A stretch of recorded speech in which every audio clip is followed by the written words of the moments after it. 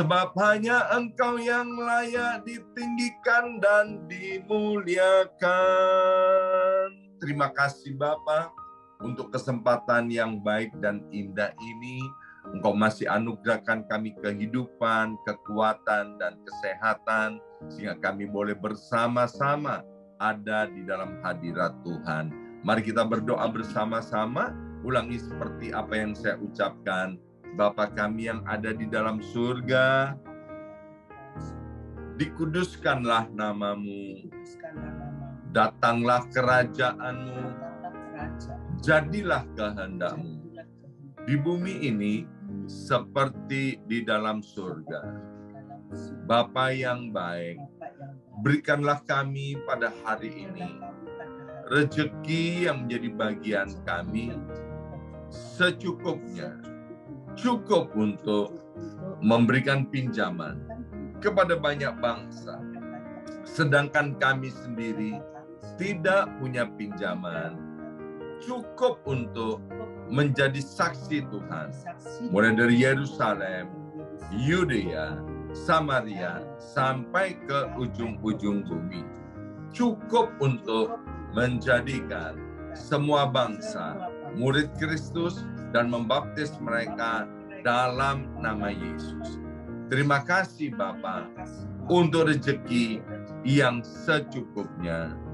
Dan ampunilah dosa-dosa kami, ampunilah kesalahan kami, seperti kami pun mengampuni orang-orang yang bersalah kepada kami. Dan janganlah masukkan kami ini ke dalam pencobaan, tetapi bebaskanlah kami dari segala yang jahat. Sebab Engkaulah yang empunya kerajaan, kuasa, dan kemuliaan sampai selama-lamanya. Dalam nama Tuhan Yesus, kami sudah berdoa. Haleluya, haleluya. Mari Bapak Ibu sekalian, sekarang kita bersama-sama secara serempak dan serentak kita akan menggemakan Mazmur 91 dengan suara yang keras, dengan suara yang lantang dari tempat kita masing-masing. 2, 3. Mazmur 91. Orang yang duduk dalam lindungan yang maha tinggi dan bermalam dalam naungan yang maha kuasa akan berkata kepada Tuhan, tempat perlindunganku dan kubu pertahananku, Allahku yang kupercayai. Sungguh Tuhanlah yang akan melepaskan aku dari jerat penangkap burung dan dari penyakit sampar yang busuk. Dengan kepaknya Tuhan akan menundungi aku. Di bawah sayapnya aku akan berlindung. Kesetiaan Tuhan ialah perisai dan pagar tembok. Amin, amin, amin. Terjadi di dalam nama Tuhan Yesus. Aku tak usah takut terhadap kedahsyatan malam, terhadap panah yang terbang di waktu siang, terhadap penyakit sampar yang berjalan di dalam gelap, terhadap penyakit menular yang mengamuk di waktu petang. Walau 1.000 orang rebah di sisiku dan 10.000 di sebelah kananku, tetapi itu tidak akan menimpa aku. Aku hanya menontonnya dengan mataku sendiri dan melihat pembalasan terhadap orang-orang fasik. Sebab Tuhan ialah tempat perlindunganku, yang maha tinggi telah kubuat tempat perteduhanku. Amin, amin, amin. Terjadi di dalam nama Tuhan Yesus. Malapetaka tidak akan menimpa aku, dan ular tidak akan mendekat kepada kemahku. Sebab malaikat-malaikat Tuhan akan diperintahkan oleh Tuhan kepadaku untuk menjaga aku di segala jalanku. Para malaikat Tuhan akan menatang aku di atas tangannya, supaya kakiku jangan terantuk kepada batu. Singa dan ular tedung akan aku langkai. Aku akan menginjak anak singa dan ular naga. Amin, amin, amin. Terjadi di dalam nama Tuhan Yesus. Sungguh hatiku melekat kepada Tuhan, maka Tuhan akan meluputkan aku, Tuhan akan membentengi aku, sebab aku mengenal nama Tuhan. Bila aku berseru kepada Tuhan, Tuhan akan menjawab. Tuhan akan menyertai aku dalam kesesakan. Tuhan akan meluputkan aku dan memuliakan aku.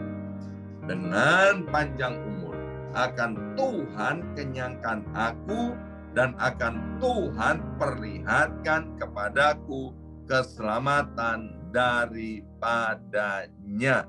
Amin, amin, amin. Terjadi di dalam nama Tuhan Yesus. Terima kasih Bapa. Sebentar kami akan mendengarkan sebagian daripada kebenaran firman Tuhan. Berkati hamba firman-Mu, Ibu Pendeta Hana Istati Rahayu. Dan urapi setiap kami, anugerai kami semua dengan pewahyuan daripada sorga. Dalam nama Tuhan Yesus, yang siap mendengarkan firman Tuhan, angkat jempolnya ke depan dan katakan amin 3 kali. Amin, amin, amin. Salam revival, salam kebangkitan. Semangat pagi. Semangat pagi. Iya, semangat pagi semuanya. Baik Bapak Ibu sekalian, hari ini kembali kita akan dilayani oleh Ibu Pendeta Hana Istati Rahayu. Dan pada kesempatan ini saya mau menyampaikan terima kasih selama saya 1 bulan ada di perjalanan, ada di Indonesia. Ibu Pendeta Hana Istati Rahayu dan putrinya yaitu Nike Anderson, ya, mereka saling silih berganti melayani, menyampaikan firman Tuhan. Saya tahu apa yang dikerjakan tidak akan pernah sia-sia, dan apa yang ditabur itu pasti memberkati banyak orang. Ya, terima kasih Bu Jim, dan terima kasih juga buat Nika yang juga sudah hadir dalam ibadah doa fajar pada hari ini. Ya, silakan Bu Jim, waktu dan tempat untuk Ibu Jim. Ya.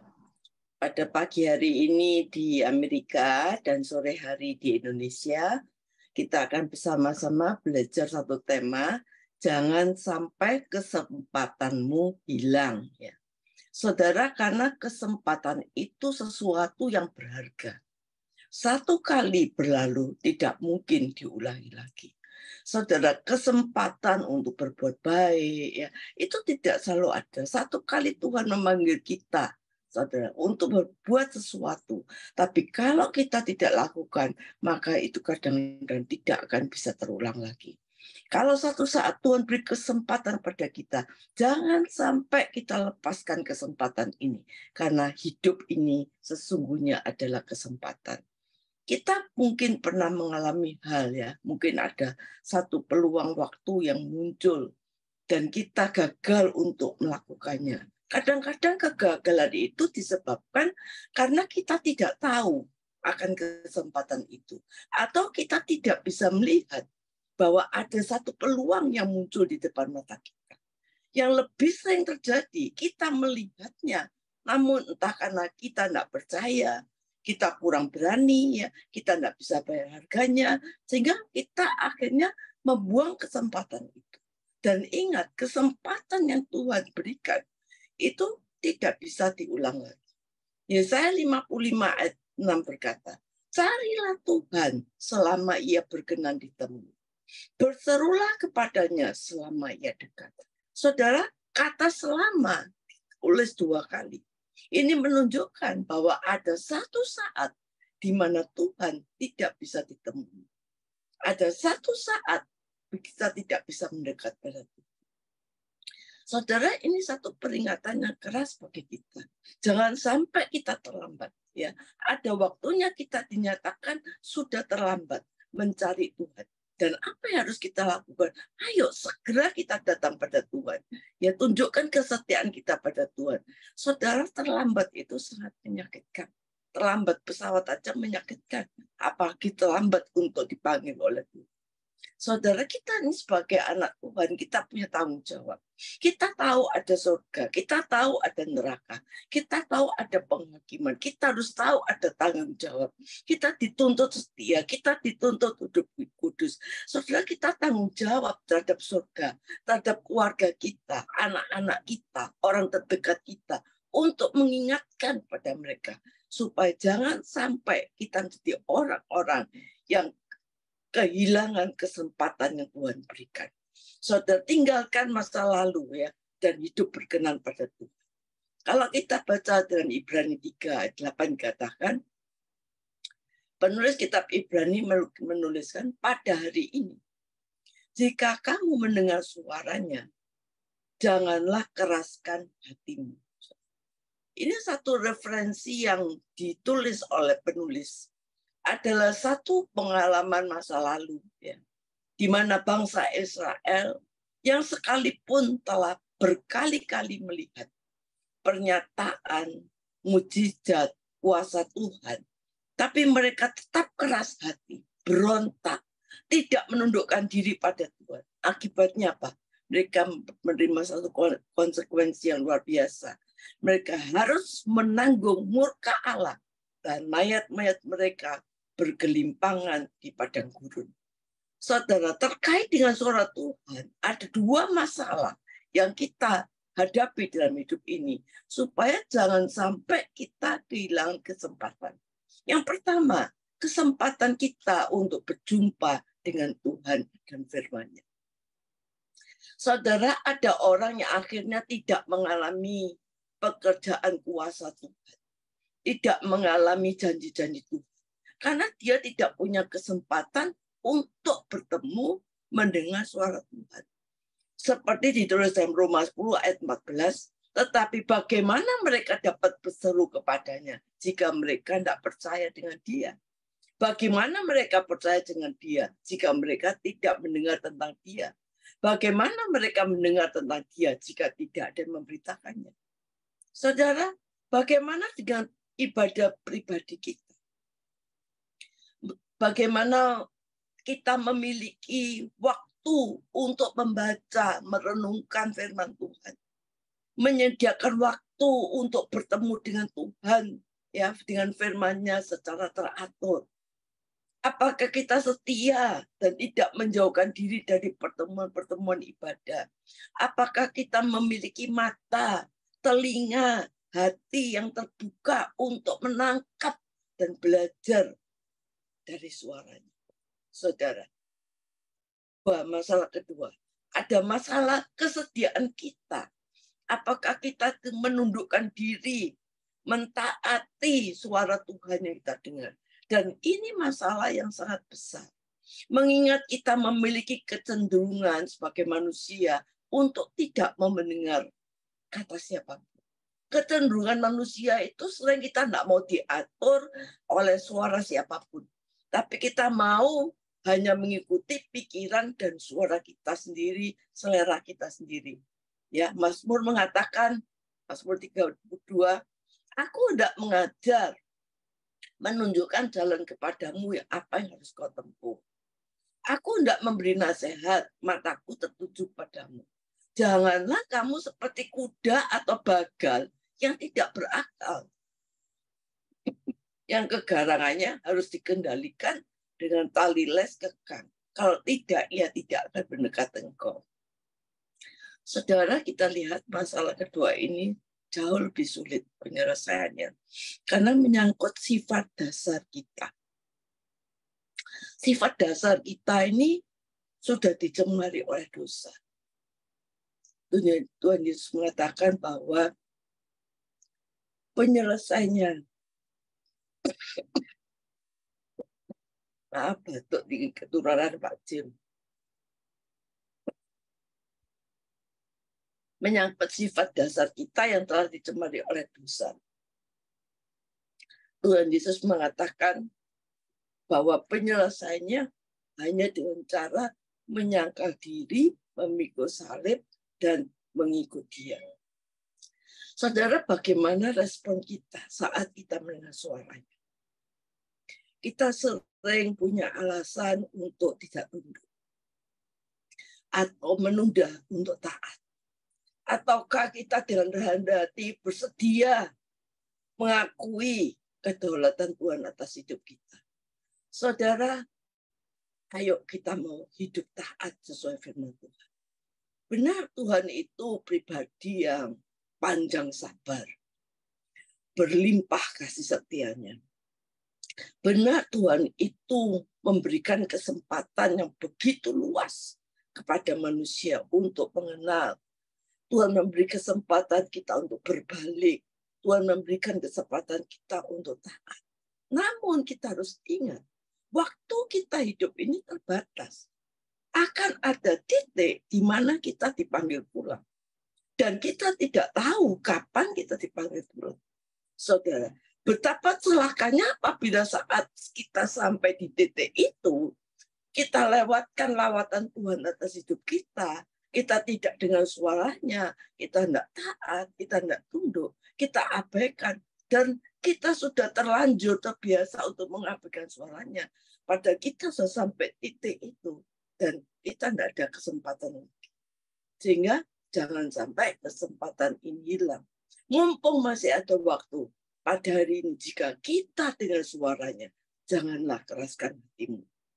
Saudara, kita juga akan mengalami waktu yang hilang. Mazmur 90 ayat 12 berkata, ajarlah kami menghitung hari-hari kami. Sedemikian hingga kami beroleh hati yang bijaksana. Pernahkah kita merasa bahwa waktu ini begitu cepat berlalu? Rasanya baru kemarin ya kita mengawali tahun baru, kita merayakan Natal dengan pesta meriah. Sekarang kita sudah masuki pertengahan tahun juga. Baru saja Pastor Yongki holiday ke Indonesia. Sekarang sudah bersama-sama dengan kita lagi. Home sweet home, saudara. Ya, begitu cepat waktu ini, saudara. Waktu berlalu begitu cepat. Saudara, karena begitu cepatnya waktu, kadang kita merasa waktu itu telah hilang begitu saja. Apa arti waktu yang hilang?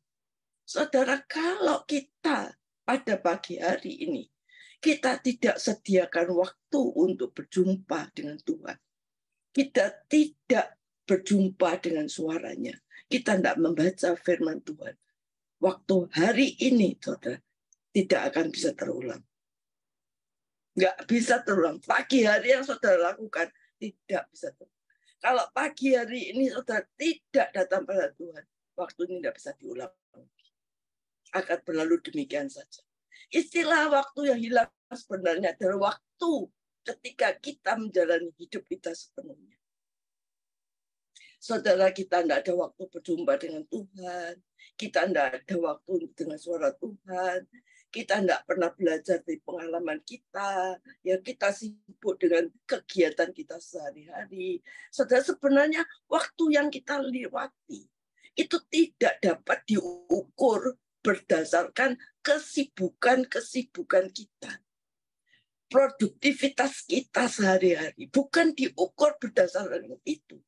Tapi waktu yang sebenarnya itu berdasarkan bagaimana kualitas hidup kita yang kita jalani sehari-hari. Ini yang penting, saudara. Bukan sibuknya kita, produktivitas kita, tapi kualitas hidup kita pada hari ini yang kita jalani hari demi hari. Apakah kita banyak kehilangan kesempatan yang Tuhan berikan kepada kita? Oleh karena itu, para mazmur menyadari pentingnya menggunakan waktu dalam hal hidup ini. Mereka melalui hari-hari yang kita jalani. Pak Mazmur mengatakan, ajarlah kami menghitung hari-hari kami sedemikian rupa. sehingga kami beroleh hati yang bijaksana. Saudara, dikatakan pemazmur memakai kata istilah hati yang bijaksana. Bahwa hati yang bijaksana itu merupakan hasil yang kita peroleh dari kualitas waktu dan kualitas hidup yang kita jalani. Kalau kualitas waktu dan kualitas hidup yang kita jalani dengan baik, maka kita memperoleh hati yang bijaksana. Tapi kalau kualitas hidup kita dengan kesibukan kita, produktivitas kita, saudara, apa yang kita dapatkan, saudara? Hati yang bodoh, saudara. Karena kita dengan hati yang bodoh, kita tidak bisa membangun kerohanian kita. Saudara, apa kuncinya? Yaitu dasarnya panggilan Tuhan untuk melakukan kehendak Tuhan. Orang yang melakukan kehendak Tuhan, orang yang benar-benar ingin tetap hidup dalam belajar, berpengalaman bersama Tuhan. Orang yang belajar memanfaatkan waktu sekaligus belajar, tidak akan jatuh bangun dalam dosa yang sama. Tidak akan pernah mengulang-ulang hal sama. Saudara, inilah hikmat yang bijaksana yang menjadi bekal baik. Hati yang bijaksana ini menentukan pilihan pengambilan keputusan kita di masa depan. Oleh karena itu dikatakan hitung hari-hari yang baik supaya kita memperoleh hati yang bijaksana. Karena hati yang bijaksana yang mampu memilih mengambil keputusan di masa depan sesuatu yang baik bagi kita dan seluruh keluarga kita. Karena itu di dalam Alkitab kita bertemu dengan waktu yang diistilahkan. Mungkin semua sudah tahu ya. Yang pertama kronos, ya, waktu di mana kita berbicara mengenai hari, jam, tanggal. Dan dikatakan kedua, aion, yaitu waktu tanpa awal, tanpa akhir, tanpa batas, kekal artinya sifatnya. Sesuatu yang ada berakhir begitu saja, ya, kita lalui begitu saja. Yang ketiga, kairos, waktu yang berhubungan dengan kesempatan. Waktu yang tak selalu bisa kembali, saudara, yaitu hari-hari yang kita jalani. Nah, tiga waktu ini, saudara, kalau kita tarik satu benang merah di tiga hal ini, apabila kita tidak cermat menggunakan waktu-waktu ini, maka kita akan disebut orang yang kehilangan kesempatan. Saudara, dalam Alkitab kita berjumpa beberapa perumpamaan tentang kesempatan yang hilang. Misalnya orang yang kehilangan talenta, contohnya dikasihkan talenta berbeda waktu yang sama. Pada hamba yang bijak bisa mengembalikan talenta, yang bodoh tidak bisa mengembalikan talenta.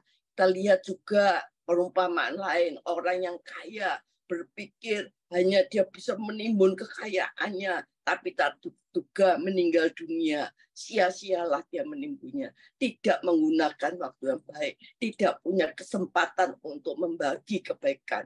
Marilah kita sungguh-sungguh mempunyai waktu yang bijaksana. Yang ketiga, kita lihat anak yang bungsu yang hilang. Dia setelah menghabiskan harta semua orang timbulnya, harta orang tuanya, timbul bencana kelaparan dan dia menjadi melarat. Saudara, perumpamaan anak yang hilang ini mengajarkan kepada kita supaya kita waspada terhadap kesenangan dunia. Karena anak yang hilang ini terlalu mencintai dunia, berfoya-foya. Dan di sini mengingatkan kita waspada pada kesenangan dunia. Jangan hidup hanya ingin mengikuti keinginan daging, ya. Hidup untuk mementingkan diri sendiri, saudara. Berkat yang seharusnya dia dapat hilang semuanya, saudara, hidupnya akhirnya sia-sia. Saudara, apalagi harta yang diambil dengan paksa dari kisah si bungsu ini. Bapaknya belum meninggal, sudah minta warisan untuk hidup berfoya-foya. Saudara, semuanya tidak terjamin, saudara. Dan terbukti dari apa yang dikatakan firman Tuhan. Tidak lama anak bungsu ini akhirnya nekat meninggalkan bapaknya, mau hidup bebas, ya. Akhirnya dia mengalami hartanya lenyap, tidak butuh waktu yang lama, dia langsung mengalami kelaparan yang melarat dan tidak ada orang yang peduli dengan dia. Akhirnya dia alami juga yang kata pepatah mengatakan no money, no friend. Tidak orang yang ada yang mau tahu. Saudara, timbullah rasa penyesalannya. Dia menyesal, dia bertindak, ya. Dia menyesal karena minta harta pada bapaknya dan dia bertindak, dia kembali kepada bapaknya. Dia sadar, nah anak bungsu ini ingat di bapaknya itu hamba-hambanya, pegawai-pegawainya itu hidupnya enak. Saudara, dia akhirnya bisa kembali kepada bapaknya. Saudara, inilah yang menggambarkan bagaimana bapaknya itu menerima dia dan diadakan satu pesta yang luar biasa. Di sini kita menggambarkan bahwa kasih Bapa itu dikatakan melalui Yesus Kristus. Waktu kita hidup jauh dari kasih Allah, waktu hubungan kita dengan Bapa hilang, kita menjadi mudah untuk mengambil tindakan-tindakan seenak kita. Saudara, tapi kita lihat bahwa Bapa ini sungguh-sungguh menerima dia kembali. Saudara, memang ada kalanya di dalam kasih Bapa kita dibentuk, kita dididik. Saudara, tapi kalau kita seperti anak bungsu, dia mempunyai kesempatan untuk kembali ke bapaknya dengan penuh kasih. Saudara, jika kita seperti anak yang hilang ini, maka ingatlah bahwa kita masih punya Bapa yang memberikan kita kesempatan untuk kembali. Pergunakan kesempatan ini dengan baik. Jangan ragu, saudara. Ayo kembali kepada Bapa. Maka kita percaya Bapa akan memberikan pada kita apa yang kita berikan. Saudara, perempuan tentang anak yang hilang ini dipakai bagaimana seorang Bapa, kesetiaan Bapa. Dan yang kedua, bahwa di dalam rumah Bapa itu ada perlindungan. Dan kita sebagai anak lebih baik ada tinggal di rumah Bapa. Di rumah Bapa ada perlindungan, ada kasih, ada berkat yang melimpah yang Tuhan sediakan di dalam kehidupan kita.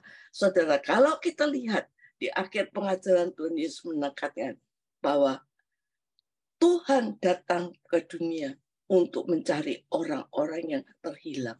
Seperti kata Bapa, kita patut bersukacita dan bergembira. Adikmu telah mati menjadi hidup kembali. Kita patut bersukacita.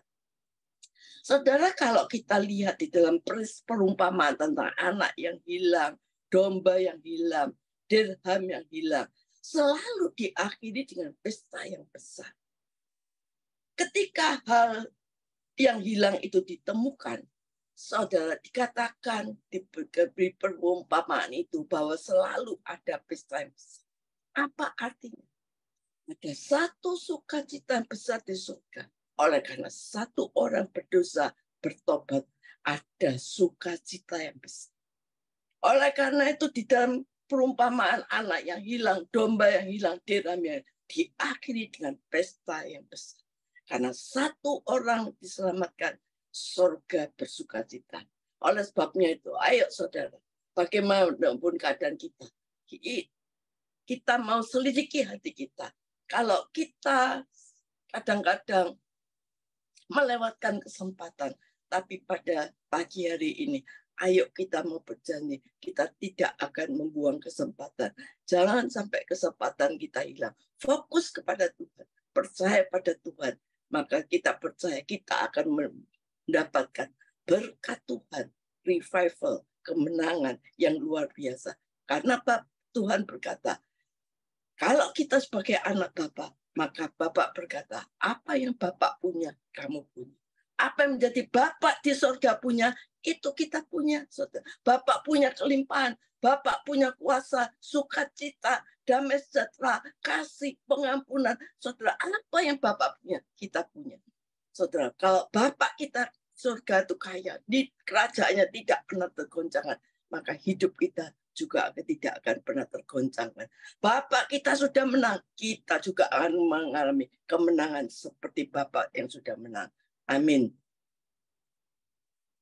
Kita akan berdoa untuk semua yang mengerti sumpah pada pagi hari ini. Biarlah kasih setia Tuhan senantiasa memberikan kekuatan pada kita untuk kita semua mampu melakukan semua apa yang dikatakan firman Tuhan. mendengar suara Tuhan seperti yang Tuhan katakan hari ini. Dan biar kita semua belajar untuk menghitung hari-hari waktu-waktu ini supaya kita mempunyai hati yang bijaksana. Hati yang bijaksana yang dapat menentukan masa depan kita untuk masa depan yang baik. Kita percaya pagi hari ini kita semua yang datang pada Tuhan diberkati Tuhan, yang bekerja diberkati Tuhan, rumah tangga mengalami damai sejahtera, sukacita, yang sekolah Tuhan memberikan hikmat yang luar biasa menjadi orang-orang yang berhasil. Percaya dalam nama Yesus. Amin.